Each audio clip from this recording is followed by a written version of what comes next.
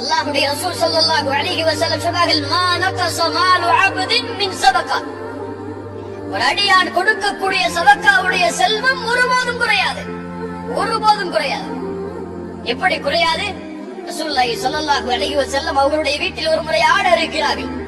இரவுடைய நேரத்தில் ரசூலுல்லாஹி ஆயிஷா ரலியல்லாஹு அன்ஹா அவரிடத்தில் வந்து கேட்கிறார்கள், ஆயிஷா, அந்த ஆட்டில் எது மிஞ்சியது?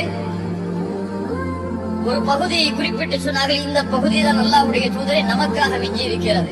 ரசூலுல்லாஹி ஸல்லல்லாஹு அலைஹி வஸல்லம் சொன்னார்கள், ஆயிஷா, இது அல்ல எமக்கு மிஞ்சியது, எதை நாம் கொடுத்தோமோ அதுதான் மிஞ்சியது.